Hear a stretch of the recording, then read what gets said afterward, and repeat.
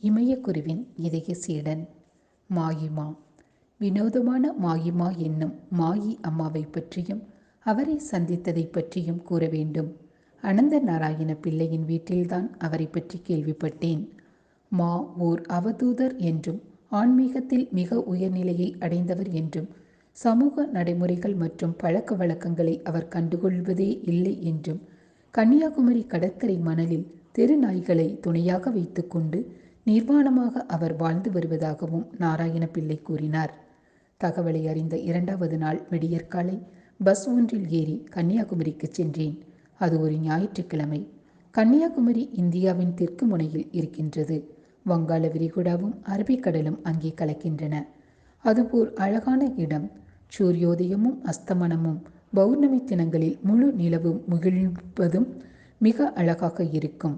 அலைகள் குறைவாக இருக்கும் போது கடலில் நீந்தி சென்று விவேகானந்தர் பாறையை அடைந்து அதில் அமர்ந்து கடல் அலைகளின் கம்பீரமான ஓசைகளின் நடுவே தியானம் செய்யலாம். அவ்வாறு அங்கே விவேகானந்தர் தியானம் செய்து கொண்டு இருந்த போதுதான் ஏழைகளுக்காகவும் நலிந்த மக்களுக்காகவும் உழைக்க வேண்டுமென்ற ஆத்ம வேகம் அவருக்கு கிடைத்தது. புகழ்பெற்ற கன்னியாகுமரி ஆலயம் கடலை நோக்கிய வண்ணம் அமைந்துள்ளது. பண்டைய காலங்களில் கன்னியாகுமரியின் மூக்கில் பிரகாசிக்கும் வைரம் ஒன்று இருந்ததாகவும் அதன் வெளிச்சம் கடலில் வரும் கப்பல் மாலுமிகளுக்கு கலங்கரை விளக்கம் போல் காட்சியளித்து அவர்களது கப்பல்களை வழிநடத்த உதவியதாகவும் சொல்லப்படுகின்றது. கட்டுக்கதையா உண்மையா என்று தெரியவில்லை. அப்படிப்பட்டதோர் விலைமதிப்பில்லா வைரம் இருந்திருக்கலாம். இப்பொழுது அது மறைந்துவிட்டது. கடவுள் கூட மனிதனின் பேராசையால் கஷ்டப்படுகின்றாரோ? கோவில் நண்பகலில் மூடப்பட்டதால் முதலில் கோவிலுக்கு செல்ல தீர்மானித்தேன்.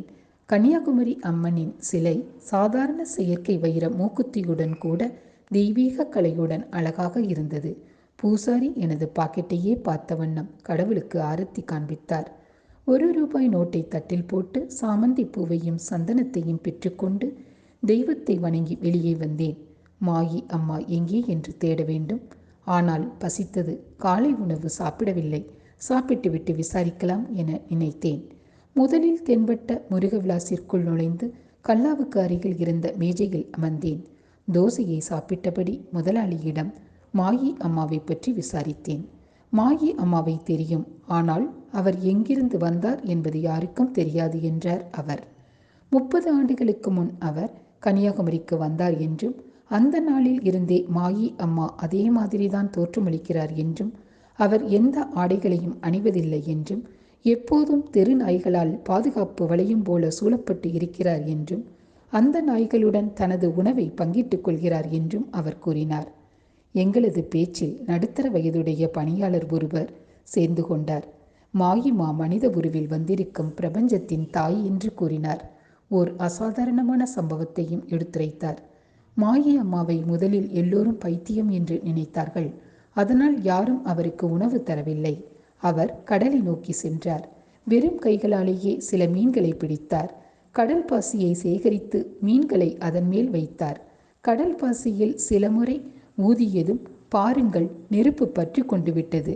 மீன்கள் எல்லாம் நன்றாக வெந்து சாப்பிடுவதற்கு ஏதுவாக ஆகிவிட்டன. அதற்கு பிறகு மாயி அம்மாவுக்கு மக்கள் உணவு கொடுக்க ஆரம்பித்தனர். உணவு விடுதி சொந்தக்காரர்கள் மாயிமா தங்களது விடுதிக்கு வந்து பிச்சை கேட்டால் அதிர்ஷ்டம் கொட்டும் என்று நம்பினார்கள். எனவே அவருக்கு நிறைய உணவு அளித்தார்கள். அவரை எங்கே பார்க்கலாம் என்று வினவினேன்.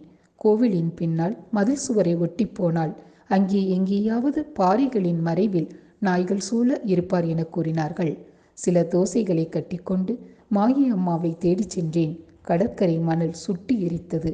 செருப்பு அணிந்திருந்ததை எண்ணி மகிழ்ந்தேன். கடற்கரையோரம் மணற்பரப்பின் மீதும் பாறைகளின் மீதும் நடந்து சென்று கொண்டிருந்த பொழுது நாய்களின் உருமல் கேட்டது. நின்றேன். ஒரு பெரிய பாறைக்கு முன்பாக 6 நாய்கள் அரைவட்டத்தில் நின்றபடி என்னை நோக்கி பற்களை காட்டி உருமின. அசையாமல் நின்றேன்.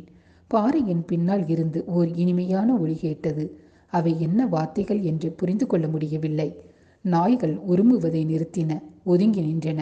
துணிவுடன் முன்னேறினேன். பாறையின் பின்னால் பார்த்தேன். அங்கே அம்மா குழந்தை போல நிர்வாணமாக சாய்ந்து உட்கார்ந்திருந்தார். சூரியனின் வெப்பத்தால் முகம் காய்ந்து கருப்பாகி இருந்தது. ஒரு காலத்தில் அந்த முகம் எவ்வளவு அழகாக இருந்திருக்க வேண்டும் என யோசித்தேன். பழுப்பு நிற தலைமுடி அடர்த்தியாக இருந்தது. சிரித்தார். முகம் பளிச்சிட்டது. அவரது கண்கள், ஓ, அதை எப்படி வர்ணிப்பது? வா என்று அம்மா தான் மிக நேசிக்கும் மகனை அழைப்பது போல என்னை அழைத்தார். என்ன ஆனது என்றே தெரியவில்லை. நான் சத்தமாக குழந்தையைப் போல தேம்பி தேம்பி அழ ஆரம்பித்து விட்டேன். விம்மல்கள் இதயத்தின் ஆழத்திலிருந்து வெளிப்பட்டு உடலை குலுக்கியது. அன்னையின் மார்பகத்திலிருந்து வரும் மனித அன்பு எனும் பாலை குடிக்க வேண்டும் போல் தோன்றியது. வளர்க்கப்பட்ட விதம் என்னை தடுத்தது. மாயி அன்னை கைகளை நீட்டி எனது உடலின் ஒவ்வொரு பாகத்தையும் பாசத்தோடு பிடித்து விட்டார். இனிமையான குரலில் எனக்கு புரியாத மொழியில் ஏதோ சொல்லிக் கொண்டே இருந்தார். கண்ணீரால் எனது எல்லா சுமைகளும் கழுவப்பட்டதால் லேசானது போல் உணர்ந்தேன். தோசைகளை அவரிடம் கொடுத்தேன். அன்னை பொட்டலத்தை பிரித்தார். ஒரு தோசையை வைத்துக்கொண்டு மிச்சத்தை நாய்களுக்கு விநியோகம் செய்தார். ஒரு கவளத்தை எனது வாயில் திணித்தார். முகத்தை தட்டி கொடுத்தார். ஒரே ஒரு வார்த்தை சொன்னார். அதுதான் புரிந்தது. Zhao, Zhao. அவரது பாதங்களில் சாஷ்டாங்கமாக பணிந்து எழுந்தேன். விலகி வந்தேன். பேருந்து நிலையத்தை நோக்கி நடந்து சென்றபோது தொலைவில் தெரிந்த விவேகானந்தர் பாறையை பார்த்தேன். சங்கமிக்கும் கடல் அலைகளால் அது திரும்ப திரும்ப கழுவப்படுவதை கவனித்தேன். விவேகானந்தர் ராமகிருஷ்ணரை சந்தித்த போதும் இதே மாதிரிதான் உணர்ச்சி வசப்பட்டார் என சிந்தித்தேன். திருவனந்தபுரம் பஸ்ஸில் ஏறினேன். மிகவும் நேரம் கழித்துதான் வீட்டிற்கு வந்து சேர்ந்தேன்.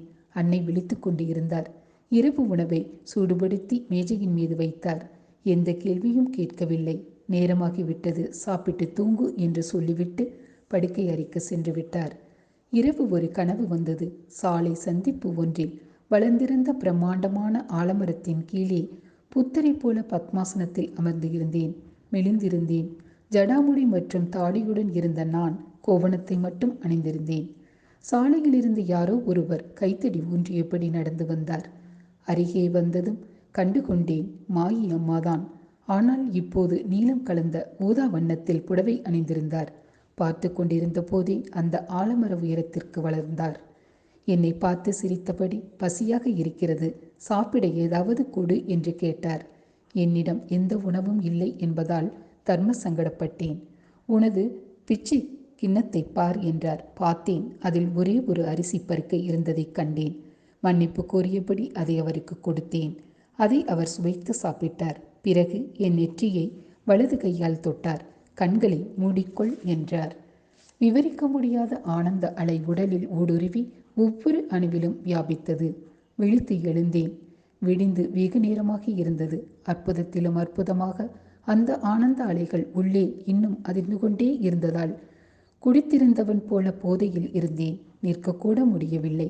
தட்டு தடுமாறி பாத்ரூமிற்கு சென்று மறுபடியும் படுக்கைக்கு திரும்பி வந்தேன். உடம்பு சரியாக இல்லை.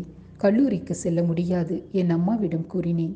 நெற்றியில் கை வைத்து பார்த்து காய்ச்சல் இருப்பதாக கூறினார். லேசாக காய்ச்சல் இருந்தது. கஞ்சி குடித்தேன். மாலையில் அந்த ஆனந்த உணர்வுகள் குறைந்து சாதாரணமாகி விட்டேன். ஆனால் அந்த நினைவுகள் நிரந்தரமாக இருந்தன.